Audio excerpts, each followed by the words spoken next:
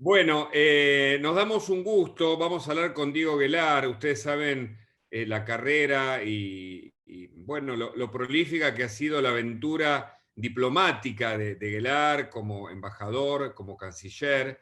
Diego Guelar además se ha expresado a través de las redes sociales, lo hace cada vez más asiduamente y por supuesto se ha metido de cabeza, como decimos los periodistas, en el tema internacional más angustiante tal vez por estas horas, que es la ocupación talibán en Afganistán, por lo menos en algunos sectores de ese país están divididos por tribus, además con lo que pasó el otro día, el atentado, los 92 muertos, en el medio ISIS, la amenaza a Estados Unidos, Biden que queda tal vez en la cuerda floja o no, porque retira las tropas luego de 20 años. Mucho para conversar con Guelar, le damos estas buenas tardes y el agradecimiento por contar con tu presencia. Diego, gracias. ¿Cómo va?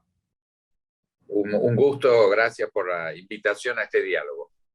Bueno, tu primera reflexión sobre ese escenario bueno, parece que puede tener una escalada a partir del último atentado, la posición norteamericana, incluso, ¿por qué no la mirada desde esta América del Sur que parece tan lejana, pero no sé si están en un mundo globalizado?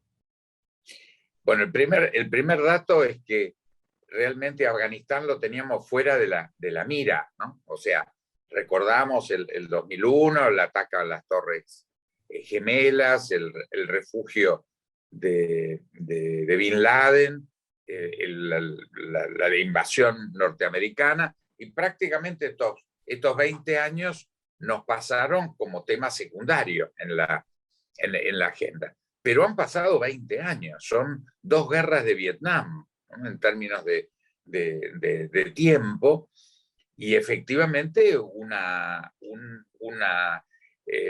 gran fracaso de esa ocupación, que a mi juicio estaba en el modelo del siglo XX, de guerras todavía con códigos del siglo XX, intervención americana, acompañados por la Unión Europea. Hemos visto en este momento cómo han terminado su participación también muy acelerada.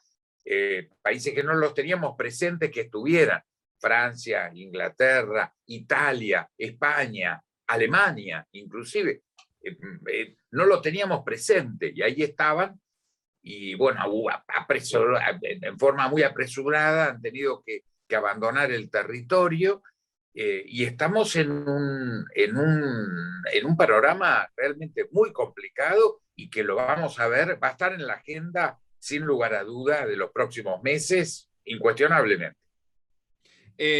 Tu mirada sobre la extraña o no posición de Biden. Es cierto que Trump había anunciado también el retiro de las tropas norteamericanas de ese territorio, tan costoso y además con tantos problemas internos y de otras épocas que parecieran, insisto, ¿no? De tiempos pasados para esta posmodernidad que persisten entre tribus, chiitas, Al Qaeda, ISIS, bueno, los talibanes tan dividido, pero digo, Estados Unidos que se va casi por la puerta trasera y corriendo de algún modo de ese territorio, con implicaciones que uno pudiera pensar como peligrosas aún para su propio país. Sí, parecía que todo estaba ordenado. Yo te recuerdo que en febrero del año pasado, el presidente Trump hizo reuniones de prensa públicas donde confesó abiertamente una negociación con los talibanes y un cronograma que es el que cumple Biden, ¿eh? O sea, 1 año y medio de retiro, claro, dándole todos los datos a los talibanes de lo que iba a pasar. Por supuesto, los talibanes sencillamente lo que hicieron fue desencillar hasta que aclare, en términos de Juan Domingo Perón, ¿no? Y sencillamente, en el momento en que todo esto estaba ocurriendo, en días tomaron total control, y cosas que todo indicaría que estaban negociadas. Esto no se hizo demasiado claramente, pero yo diría, como conclusión de estos días, que había 2 temas que se negociaron en los últimos 2 años. Una, respeto a los derechos humanos, entre comillas, aquello de volvemos mejores, conocemos esta historia por Nuestra experiencia versión propia. pero que era un capítulo, porque en 20 años se desarrollaron una cantidad de actividades ligadas a los Estados Unidos, a la Unión Europea, traductores, empresas, las mujeres que inundaron la calle, las universidades y las escuelas en un cambio cultural extraordinario. Entonces, bueno, se suponía que todo eso iba a tener una suerte de visión moderada. Ahora, en el marco de esta humillación, ya el propio Biden, previendo de que le van a meter bombazos ya lo está advirtiendo. Hubo una respuesta inmediata, no sabemos de qué eficacia, pero nos vamos a encontrar de que hay una fecha, el 31 de agosto. Yo creo que ahí se van a interrumpir las comunicaciones. Yo preveo que va a haber interrupción de Internet, salida de los periodistas internacionales. O sea, nos vamos a encontrar con un agujero negro, con versiones indirectas, etcétera, pero con hechos de una gravedad. Pensemos que se ha montado en estos 20 años quizás la Fuerza Armada en términos de equipamiento más importante de la región, probablemente más importante que la que tiene Pakistán, que auspició todo esto. Pero hablar de 300.000 efectivos, helicópteros, aviones, tanques, armas cortas, informática militar de primer nivel, todo esto estaba ahí puesto, e inclusive, obviamente por una falla de inteligencia extraordinaria, Estados Unidos estaba creída que efectivamente iba a haber un proceso cautelado por este enorme ejército entrenado, etcétera, que iba a tener una suerte de negociación, que iba a dar un tiempo a que esta organización de tribus, porque el Talibán no es un estado como nosotros conocemos que son los estados. Y encima hay una fracción que no sabemos bien si es o no talibán, que es el ISIS, que está metida adentro y operando. O sea, se va a desatar una guerra civil con mucho armamento, por el control del territorio, por el control de las armas, por el control de la región. Hay fanatismos religiosos que tienen una misión de derrotar al infiel en todo el planeta. Esto es muy complicado. O sea, estamos entrando en un capítulo muy complicado de un mundo global. Tenemos que acordarnos que ya vimos como Occidente durante 2 meses, enero, febrero del 2020, creyó que la pandemia del COVID era un hecho chino, remoto, muy lejano, exótico. Ya no hay nada que sea lejano, no hay nada que sea lejano.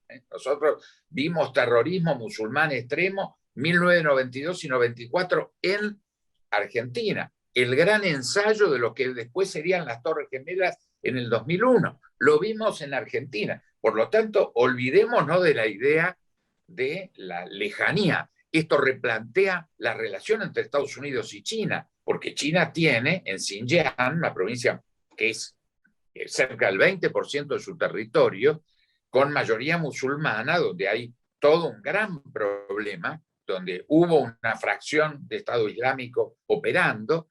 Yo creo que acá se va a dar una gran coincidencia, a mi juicio, en términos del control de lo que pase. 2 versiones diferentes respecto de derechos humanos. China, que va a decir: yo respeto que los talibanes tengan vigencia de su ley musulmana o religiosa interna, pero seguro que va a coincidir con Estados Unidos en la peligrosidad de ese lugar como un reducto de posible expansión nueva de terrorismo. Creo que por eso estamos en un escenario muy importante, que es un escenario central, no es lejano, no es exótico, no es marginal. Va a estar en la mesa, obviamente. Bueno, hay ya una convocatoria inminente del G20 para tratar estos temas. Estamos en un mundo donde hay 4 temas de cabecera hoy. Eso es la agenda del siglo XXI. La lucha contra la pobreza, el control del terrorismo internacional, cambio climático y ahora la prevención de futuras pandemias, porque van a venir otras que pueden ser peores que la del COVID. Esos 4 temas están sobre la mesa, y uno de esos 4 temas, que era el control del terrorismo internacional, explotó por donde nadie lo tenía previsto, pero está ahí. Creo que estamos en plena agenda siglo XXI, con un tema que venía con la metodología del siglo XX, Corea, Vietnam, ese tipo de Grenada o Panamá en nuestro propio continente. Sí, ese tipo de situación hay que reprocesarla y sin lugar a duda yo creo que los países centrales estos no lo van a, ya cometieron el error, gastaron 3 trillones de dólares como mínimo, 3 trillones de dólares para nada. Estamos peor que a foja cero, porque antes eran tribus con muy bajo equipamiento, etcétera. Ahora, bueno, esto redefine muchas cosas, así que estamos en un escenario, insisto, cercano y muy grave. Ahora, ¿y qué papel juega la Argentina? ¿Debería pronunciarse? ¿Debería estar aliada a Estados Unidos? ¿Qué dice el mundo sobre la decisión de Biden? Porque, como bien señalás, nosotros sufrimos, y todavía con un resultado de impunidad, 2 atentados justamente que revelan que la Argentina ha sido un objetivo, y tal vez lo sea, del terrorismo internacional. Digo, ¿qué hace la Argentina? ¿Se queda como Bueno, espectador en este escenario global, Diego? yo creo que estamos tan fuera. A mi juicio, se debería haber mandado simbólicamente un avión Hércules para participar y ayudar a todo este traslado de gente en emergencia, no para que vengan afganos a la Argentina, no estamos en condición, pero poner al menos simbólicamente un avión, un Hércules, para ayudar a hacer este cordón de emergencia para ayudar a los países centrales que son nuestros aliados finalmente. Somos principales aliados extra OTAN de los Estados Unidos, eso lo negocié yo en 1998, más allá de las retóricas antinorteamericanas, nunca en las administraciones kirchneristas se denunció este estado, este estatus. Creo que tendríamos que haber tenido ese enganche, esa capacidad de reaccionar, de entender que esto nos toca, porque hemos tenido terrorismo muy grave en la Argentina, ataques terroristas muy importantes. Recordemos que hay 2 ministros en el nuevo gabinete iraní, que tiene que ver, obviamente, Irán con todo esto, que están procesados con orden de captura y luz roja de Interpol. Y son ministros en Irán hoy, no 20 o 30 años atrás. Quiere decir que esto nos toca a Argentina, le toca al resto del mundo, hay que mirarlo claramente. Bueno, Argentina lo que pasa es que como nos hemos desenganchado de todo, ayer descubrimos que estamos en proceso de fronteras complicadas con Chile, también una agenda vieja. Nosotros tendríamos que haber tenido estos años un comité binacional, una comisión mixta, para replantear las fronteras marítimas, pero conjuntamente con Chile. Tenemos un proceso de integración muy importante. ¿Cómo vamos a volver a la metodología de hierros continentales? ¿Vamos a volver a definir a Chile como un enemigo? Esto es una locura. Chile no es un enemigo. Tenemos tensiones con Brasil, con Uruguay, con Paraguay. ¿Le explicás brevemente a nuestra audiencia lo de las plataformas continentales, el reclamo que Argentina le hace a Chile? ¿En qué consiste, por favor? Hay toda una metodología nueva en Naciones Unidas de replantear las famosas 200 millas de uso exclusivo y estirarlas a la extensión de lo que se llama la plataforma continental. O sea, si uno lo establece, hay como tierra, mar y después viene el zócalo abrupto donde baja a 1000 metros cuadrados. Pero esa zona de extensión de plataforma continental que está bajo el agua, hay toda una metodología en la Convención del Mar que le permite a los países ribereños estirar esta zona de influencia. Argentina trabajó bien en eso, planteó estas nuevas delimitaciones. En un momento todo indicaría que medio se durmió Chile en todo esto, y nosotros fuimos adelante. Entonces Chile se despertó, hizo un poco el trabajo, planteó un mapa que genera zonas no de conflicto. Yo no puedo pensar que vayamos a tener conflicto, pero como abandonamos el frente de la integración, desgraciadamente, y por eso estamos muy mal en la agenda de la integración, esto debía formar parte de la agenda de la integración. Pensemos que tenemos ese frente, pero por ejemplo en nuestra propia región, Bolivia y Chile no tienen relaciones diplomáticas. Esto es un remedio de guerras del siglo XIX. Paraguay no tiene relaciones con China, con la República Popular China, tiene relaciones con Taiwán, es uno de los pocos países, cuando toda la región, cuando Chile, Argentina, Uruguay, Brasil, tenemos como principal socio comercial a China. Estamos en una situación del siglo XXI donde tenemos en confección o en perfeccionamiento un acuerdo de libre comercio con la Unión Europea importantísimo. Es el acuerdo de libre comercio más importante hecho por la Unión Europea en el mundo.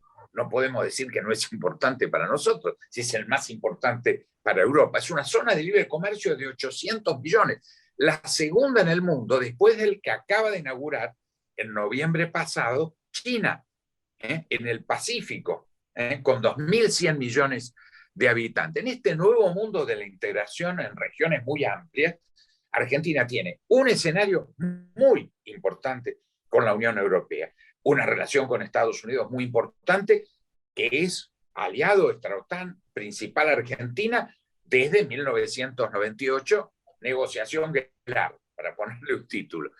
Pero el año pasado se sumó el presidente Bolsonaro, que es también principal aliado de extra-OTAN de Estados Unidos. Pero al mismo tiempo, Brasil y Argentina tenemos como principal socio comercial a China, lo mismo que Chile, lo mismo que Uruguay. Entonces, este mapa complejo, pero que es convergente, no es disolvente, Argentina lo dejó de atender. Entonces, sumamos conflictos. Ahora vamos a tener un foco de tensión con Chile, tenemos un foco de tensión con Brasil, con Uruguay, hasta con Paraguay, y la verdad estamos muy perdidos en todo esto. Creo que es urgente que Argentina se sume al siglo XXI, ¿no? Me parece que esta es una obligación que va desde nuestros socios más cercanos, con los que tenemos un compromiso de integración fundamental. En uno de estos 4 temas de la agenda mundial, cambio climático, nosotros como región, no puede ser que no tengamos una agencia medioambiental Mercosur. A 30 años de fundado el Mercosur, esa agencia Mercosur medioambiental sería un actor absolutamente central de los temas medioambientales y de cambio climático. Tenemos la cuenca amazónica, la patagónica, los acuíferos más importantes del mundo, el Guaraní y Pantanal, la mayor reserva de agua del mundo. Tenemos la proyección antártica, tenemos un rol muy importante en el Tratado Antártico que no existe en el Ártico. El Ártico es una zona en disputa que está causando, y lo vemos en los noticieros, etcétera, gravísimos problemas por disputas de explotación petrolera, gasífera. Nada de eso está pasando en la Antártida. La Antártida es desde 1959, por impulso de la Argentina, con un tratado antártico que la Secretaría Permanente está en Buenos Aires, o sea, somos actores centrales. ¿Dónde está todo ese protagonismo? Es desesperante que no estemos en el riñón de estos grandes temas que nos tiene, no como testigos, nos tiene como partícipes. Y ahora estalla este tema. Pero sí, sin embargo, está muy ocupado por haberme... No, es interesantísimo el panorama, Diego, pero quiero decir, mientras Solá no aparece, porque claramente están muy ocupados por ver si en el gobierno de Macri se apoyó o no el proceso en el que Evo Morales tal vez había cometido irregularidades en la votación y Yáñez asumió. Están ocupados por eso y ocupados por la hidrovía, mientras estos grandes temas me parece que no están en la agenda o no lo vemos al menos. No, pero fíjate en esto. Ahora lanzamos en esta semana el debate de quién se endeudó más. Bueno, simplifiquémoslo. Uno puede decir que en el noveno default, hubo un protagonismo de la administración de Juntos para el Cambio. Pero tenemos 9 default. Tenemos 330.000 millones de dólares de deuda. hemos hecho un destrozo en las últimas 5 décadas y todos tenemos la firma puesta. A este momento, si uno se endeudó en 20% más o no que el otro, no tiene ninguna importancia. Estamos en una catástrofe extraordinaria, en una deuda que no podemos pagar de ninguna manera, donde todos hemos contribuido a generarla y no usarla, porque en los mismos 50 años que nos hemos sobreendeudado, se ha fugado un monto equivalente a lo que nos endeudamos. Todos, acá hay peronistas, liberales, desarrollistas, radicales, obviamente militares. Ninguno dejó de poner las huellas digitales en esta tragedia. Y ahora entramos en esto. Yo no lo puedo creer, me parece que es de una irresponsabilidad tan grande que entremos en esto cuando está estallando el mundo en temas, en algunos positivos y otros negativos. Nosotros tenemos una región donde tenemos compromisos centrales, porque el marco del Mercosur, el Cono Sur, es el lugar donde la Argentina es protagonista central. Ahí no estamos mirando lo que pasa a distancia. Y estamos haciendo agua por todas partes. Ahora no hace falta que entremos en un conflicto prebélico con Chile, un disparate. Dos finales, Sí. dos preguntas finales. Vos, por tu mirada tan global, internacional y por tu preocupación por la agenda que no se ve en materia internacional en este mundo global, ¿cuál es el tema que más te preocupa? Y vuelvo al punto Afganistán, pensando en que el terrorismo internacional puede también ver cierta debilidad de los gobiernos que no atienden sus fronteras y tal vez la Argentina aparezca en una zona allí complicada. Pero no quiero condicionarte, te planteo este escenario para que vos me digas cuál te preocupa más. Yo te diría que los 4 temas globales son temas locales de Argentina. Ajá. La lucha contra la pobreza, no hay ninguna duda, que la Argentina es un tema prioritario. Sí, sí, sí, de pobreza creciente, sí. Exacto. Cambio climático, absolutamente central. Estamos con la mayor sequía del Paraná desde 1944, un hecho gravísimo porque además buena parte de las exportaciones de mineral de hierro, que es exportación central del Brasil, sale por el Paraná. En cualquier momento se nos obstaculiza y estamos sin contrato en este momento, sin marco legal vigente para el dragado. Y el Paraná hay que dragarlo porque es barro en movimiento, no es agua, es barro en movimiento. 2 días que no se draga y no pasa un barco más. Entonces, cambio climático y nuestra realidad del Paraná, una de las 2 cuencas más importantes graníferas del mundo, Mississippi y el Paraná, nos toca a nosotros y está en la agenda internacional. El tema terrorismo, no hay ninguna duda que con 2 miembros del actual gabinete de Irán en el actual gobierno, hay que romper relaciones diplomáticas con Irán. O sea, lo tenemos muy caliente el tema justamente con esa región. Hoy Pakistán e Irán tienen un rol centralísimo en el conflicto en Afganistán. Nos toca a nosotros. Tenemos 2 miembros del gobierno de Irán con orden de captura, indicados por nuestra justicia como autores intelectuales de atentados en la Argentina. ¿Puede haber un atentado en la Argentina, Diego? ¿Puede haber un atentado en la Argentina? Pero por supuesto, en este mundo global, desgraciadamente, no hay ninguno que esté fuera de ese peligro. Pero además nosotros estamos con ligazón activa. Estoy planteando un dato donde hoy, por eso, ¿cómo vamos a perder tiempo en pelearnos con Chile? Cuando estamos directamente ligados al riñón de este conflicto que parece lejano y es tan cercano. Hoy vemos lo que está pasando con la con la variante Delta en el mundo. Desgraciadamente ya sabemos que está 1000 veces más contagiosa que la anterior cepa. Desgraciadamente, las necesidades electorales hacen que tengamos que volver a cierto relajamiento, pero hoy yo no tengo la menor duda que hay que testar a todos los chicos en los colegios. Tienen que ir al colegio, no tengo la menor duda que no vamos a cerrar las escuelas de nuevo. Pero dado que están esa masa tan importante de chicos en todos los colegios, tenemos que hacer testeo absoluto. No puede haber un solo chico no yendo al colegio y no puede haber un solo chico que no esté testado, porque ahí tenemos efectivamente el foco del control territorial de las variantes que estén circulando y cómo entran en las casas. Entonces, toda esta agenda, la pandémica, la de cambio climático, la de lucha contra el terrorismo y lucha contra la pobreza, prioridades mundiales, nos tienen como actores hacia adentro de nuestro propio territorio. No hay una sola contradicción. Es la agenda del mundo, es la agenda argentina. Bueno, el gobierno no parece tenerlo tan en cuenta, de ese mismo modo que lo planteas, y a la vez la última sí tiene que ver sobre la política y las elecciones que ya se vienen.